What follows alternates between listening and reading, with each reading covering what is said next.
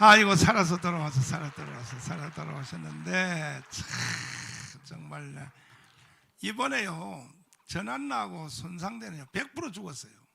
100% 죽었는데 주님이 살렸어요. 살렸는데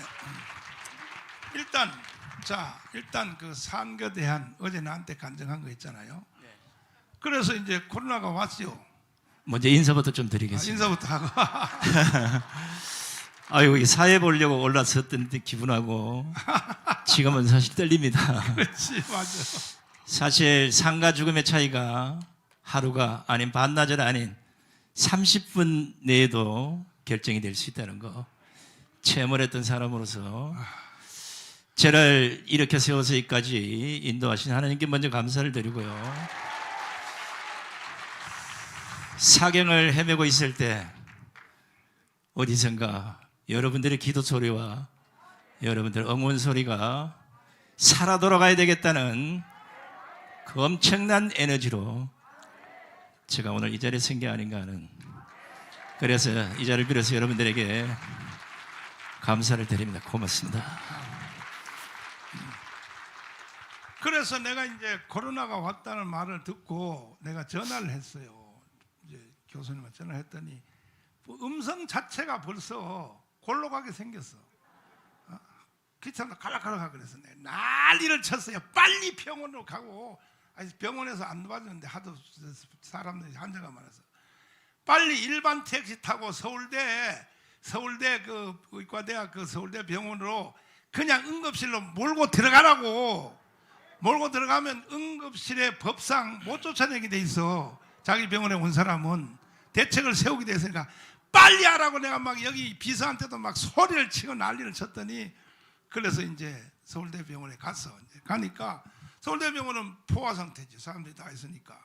그래서 응급 조치하고 인천병원으로 이제 다시 이송을 해서 살았는데, 완전히 이제 사실은 거의 이제 갔거든요. 거의 생명을 포기할 단계인데 이 영적 체험이 일어난 거야.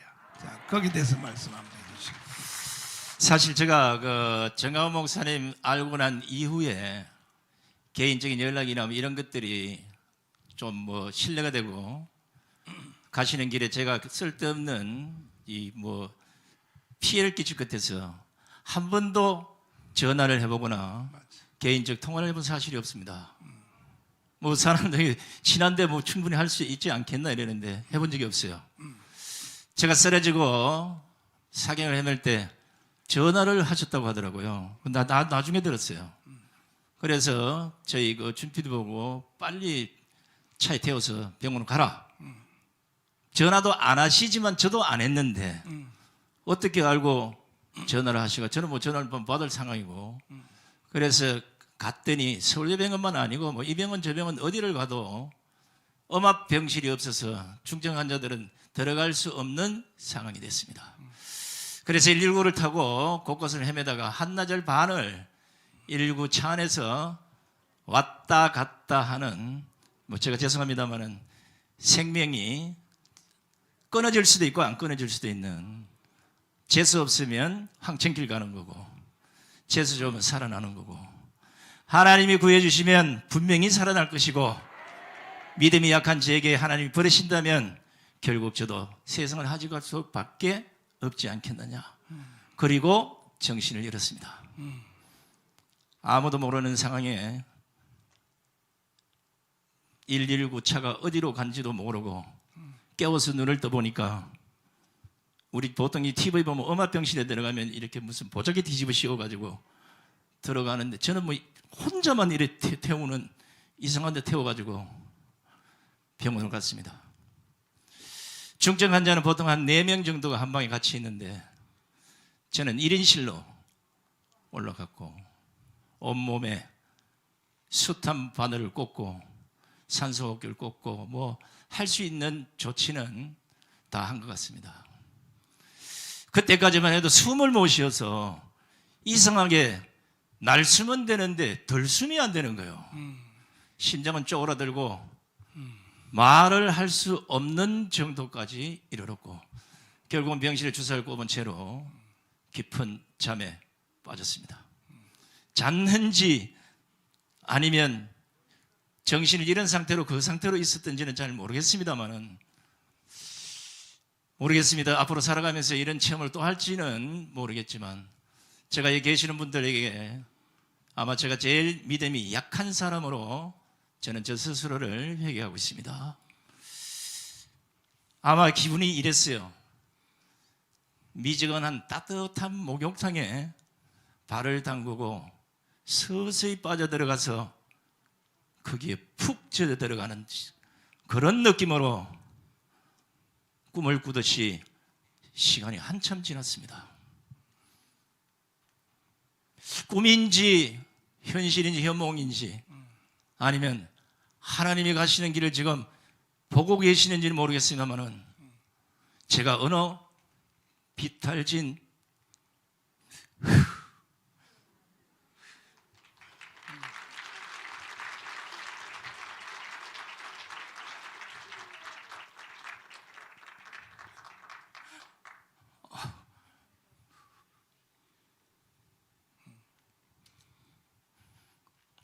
무서웠습니다.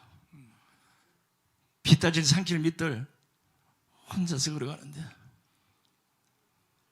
저쪽 어디선가 누가 너무나 슬프게 옵니다. 저는 멀쩡한 사람으로 걸어가고 있는데 너무나 슬피 울길래 제가 도대체 누가 이 껌껌한 데서 저렇게 울고 있는가 하고 가까이 가는데 오지 말라는 거예요. 그래도 너무 궁금한 나머지 끝까지 갔습니다. 가서 보니까 앉아 울고 계신 분이 정강훈 목사님이에요.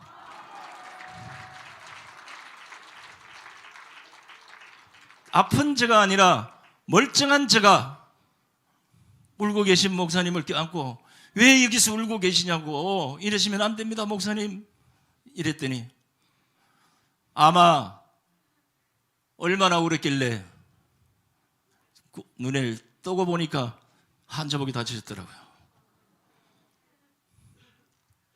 겁이 났습니다. 야, 이게 무슨 일인지 처음 경험해본 일이고 내가 방금 전에 황천길로 가다가 되돌아온 게 아닌가 맞죠. 이 생각을 하고 이게 여기서 도저히 못 살아날 수도 있겠구나. 아니 내가 이러면 안 되는데 강화문 광장 가서 아직도 목소리 지를 일이 수탁이 남아있는데 이거 아닌데 그래서 혼자서 솔직한 말로 해봤습니다. 다행히 목소리는 변하지 않았다는 거. 하나님께서 아직도 목소리는 써야 되겠다고 남겨두신 거고요. 그런데 의사가 올라와서 폐가 너무나 많이 망가져서 아마 엄청난 시간을 병원에서 보내야 될 것 같습니다. 그래도 살아야 되겠다는 이 욕심, 내가 분명히 살아서 이 병원에 나가야 된다. 그 악을 쓰고 솔직히 뭐 그렇게 자주 해보던 기도는 아닙니다만은 간절히 하나님께 살려주십시오. 제발 살아 돌아가서 강화문에서 정강훈 목사님은 같이 이 대한민국을 구하겠다라고 좀 제발 좀 살려주십시오. 그런데 이상한 일이 또 벌어졌습니다. 병원에 입원해서 깨어나기 전까지 밥 한 숟가락, 죽 한 숟가락, 물 한 모금 못 먹었던 제가 아침 밥상에 들어오는데 밥 냄새가 너무나 좋은 거예요. 하나님 고침. 야, 저 밥을 먹을 수 있겠는가? 뭐 보시는 하지만 뭐 허접한 밥이 하지만 뚜껑을 열고 첫 숟가락을 떴는데 어머나 밥이 꿀맛인 거예요. 모래알이나 유리알 같았던 쌀이 김치가 세상에 이보다 더 맛있을 수가 없었습니다. 밥 한 톨, 쌀 한 톨 남기지 않고 모두 먹어치웠습니다. 그 전까지는 진짜입니다. 물 한 모금도 못 마셨어요. 너무 쓰고 그거 넘기기가 너무 불편했어요. 다행히 하나님께서 잘 돌아오지 않는다는 후각과 미각까지 되돌려 주셨어. 저녁까지 잘 먹고 1인실에 평생 있어야 될 이 몸이 의사도 놀라듯이 다음날 4인실로 다시 내려옵니다. 의사가 아니 당신은 어떻게 무엇 때문에 그렇게 살려고 발버둥을 치는지 환자들 중에 처음 봤다는 거예요. 저는 기억이 없습니다. 그냥 누워서 어떻게 했는지 모르겠는데 의사 선생님 그랬어요. 제가 모두가 의사 선생님께서 진짜 극진히 치료해 주시고 이래서 나온 결과가 아니겠습니까? 이랬더니 당신이 살고자 하는 그것이 너무나 컸길래 아마 이런 빠른 치료 속도가 있지 않느냐 이렇게 말씀하시더라고요.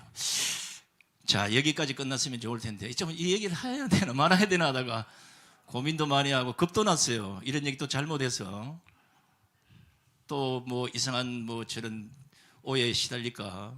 그래서 제가 사실은 뭐 찬송가를 뭐 교회 와서 부르고 뭐 평소 이제 어쩌다가 이제 가끔 부르고 이러지만 병실에 누워서 찬송가를 부른다는 건 뭐 생각도 못 해봤습니다. 4인실로 내려와서 그날 저녁에 잠을 자고 진짜 편해졌어요. 일어났는데 옆에 계시는 그 분이 시각장애인인데 저보고 아침에 이러더라고요. 아니 무슨 찬송가를 얼마나 좋아하시면 누워 자면서도 찬송가를 부르십니까? 그러더라고요. 그래서 제가 무슨 찬송가를 불렀습니까? 그러니까 아니 찬송가를 계속 헝글헝글. 사실 이제 그 안에서 다중 환자들이니까 뭐 시끄럽고 이런 거 싫어하는 사람도 있을 수 있잖아요, 그죠? 저는 몰랐습니다. 근데 아침에 일어나니까 아닌가 다르게 밥을 먹을 때나 앉아 있을 때나 누워 있을 때나 어을 때마다 찬송가 280장 딱 그 찬송가만 계속 입에서 나오는 거예요. 전부 여지없어서 손 들고 옵니다. 가만히 있어도 또 나오고 가만히 있어도 또 나오고 가만히 있어도.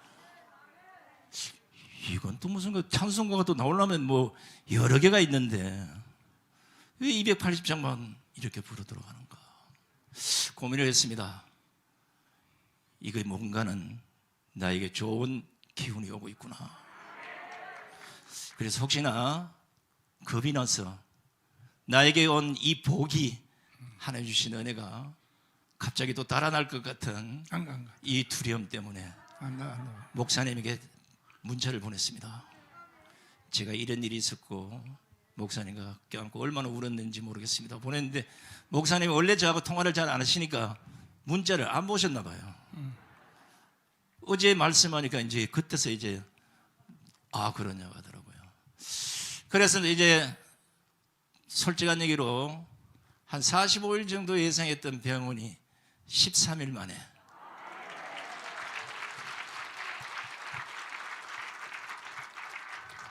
퇴원을 하게 됐는데 선물이 하나 또 있었습니다. 제가 크리스마스 이브나 크리스마스 때나 아니면 연말이라도 다시 내가 있던 곳으로 돌아가서 같이 찬송가 부르게 되면 얼마나 좋겠냐. 누구 말 따나 이제 아파다가 조금 나으니까 별 생각을 다 한다고. 근데 그런 생각을 하고 있는데 하루인가 이틀인가 지났는데 의사 선생님이 오시더니 신기할 정도로 회복 속도가 상당히 빠르십니다. 그래서 제가 도저히 안 돼서 너하라 그 이제 목사님 설교하는 거 그 안에서 뭐 TV가 없으니까 이제 난 못 듣게 이어폰 끼고 목사님 설교를 쭉 듣고 있는데 사실 제가 그 눈물을 잘 안 흘리는데 문재인 죽기 전까지는 제가 절대 안 울겠다고 약속을 했는데 모르겠습니다. 뜨거운 눈물이 그렇게 계속 흘리면서 제가 정광 목사님을 다시 생각하게 됐습니다.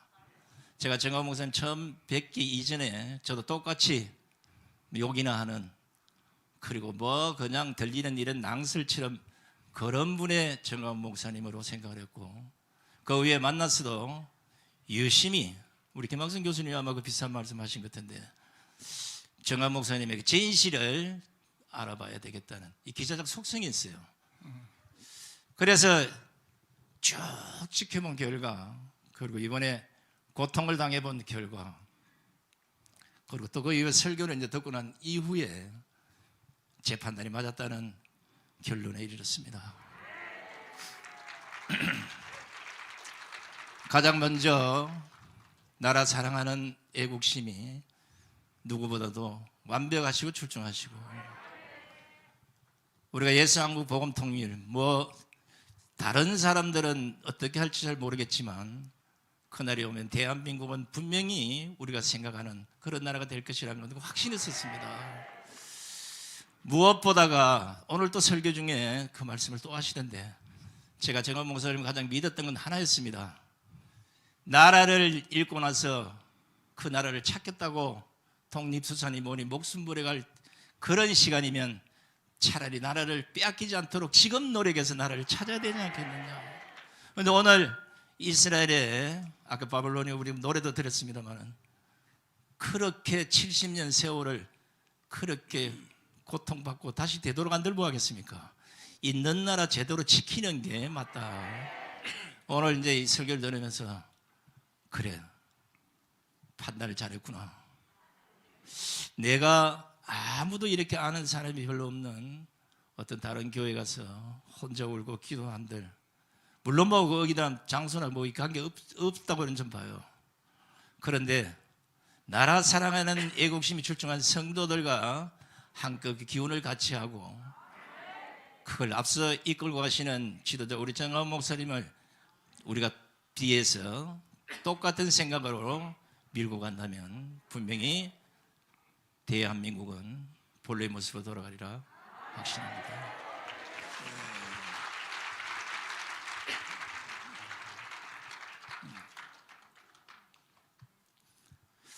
제가 이제 이걸 혼자서 가슴속에 갖고 있다가 뭐 이런 말씀이 뭐 어쩔지 모르겠지만 이걸 얘기를 잘못하면 또 뭐 이상한 일이 벌어지지 않을까. 여러분 한번 이 생가사를 한번 넘나들어 보면 눈 감으면 황천길이고 눈 뜨면 살아있는 거예요. 이건 우리 스스로, 인간이 스스로 어떻게 할 수도 없는, 이게 하나님이 계시길래 아직도 쓰임이 있는 사람이라면 건져낼 것이고 그게 아니면 보낼 것이다. 별 생각이 다 들었어요. 아니 나름은 그래도 뭐 정강 목사님과 함께 애국활동을 한다고 했는데 나라를 망치고 이 나라를 완전히 개판으로 만든 지금 문재인이나 저 이재명이나 저 다른 인간들은 왜 안 끌고 가는지 그런 기도를 하고 싶은 심정이었습니다. 그렇다고 뭐 미워한다고 될 일도 아니고요. 그래서 이걸 가슴속에 오래 두고 있으면 뭔가 병이 될 것 같은 느낌이 또 들었어요. 눈만 감으면 그날 그 장면이 자꾸만 떠올라서 안 되겠구나 해서 어제 저녁에 우리 국민대회 끝나고 제가 목사님 찾아뵙고 이런 상황이 계속 돌아오는데 겁이 납니다. 나는 그 현장을 꿈이든 뭐든 보았기 때문에 또다시 그럴 일이 자꾸 닥쳐올 것 같은 느낌. 아직 31일 날 이제 가서 마지막 이제 망가진 폐가 어느 정도까지 회복이 가능한지를 이제 판단을 받게 됩니다. 그날도 아마 하나님이 저에게 은혜를 베푸셔서 완치가 됐으면 좋겠지만 그렇게 될 거라고 확신합니다. 그래서 어제 목사님께서 제게 안수기도를 해주시면서 하나님이 너를 구하셨다. 맞습니다. 덤으로 얻은 인생이 아니라 이제 하나님께서 명령하신 그 일을 이행하는 그런 성도로서 또 목사님과 함께 대한민국 구하는 일에 앞장서겠습니다. 할렐루야. 감사합니다. 맞습니다. 하나님의 손길은 평소에 보다가 병원의 응급실에 가보면 실감 있게 느낄 수 있어요. 똑같은 조건에 들어왔는데도 한 사람은 간단 말이야. 근데 한 사람은 산단 말이야. 거기서 하나님의 그 손길이 아주 민감하게 움직인다는 것을 병원 가보면 알 수 있어요. 우리 송 교수님은 하나님이 직접 살리셨어요. 할렐루야. 앞으로 예수한국 복음통일에 앞장서 주시기를 바랍니다. 제가 진짜 그 생각을 해보니까 하나님이 뭐 큰 일도 뭐 있겠지만 큰 일은 이제 정원 목사님 하시고 우리에게는 작은 일도 하라 하심을 제가 느낀 게 하나 있어요. 자, 모두가 다 아파서 사경을 헤매고 손가락도 까딱거리기 싫은 그 병실에 이렇게 4명이 누워 있는데 그 4명 중에 하필이면 시각장애인 79살 되신 분이 저 옆자리에 오셨다고요. 자, 이분은 앞도 안 보이지, 중증 환자지. 그런데 저도 만약에 깨어나지 못해서 그 상태로 있으면 아마 그것도 못 도와드릴 텐데 깨어나 앉아 있으면서 그분을 보니까 내가 저분을 도와드려야 되겠구나. 그래서 화장실 갈 때도 이렇게 같이 해주시고 밥 먹고 나면 그 밥그릇 다 덮어서 이렇게 다 하시고 뭐 이렇게 했는데 뿌듯했습니다.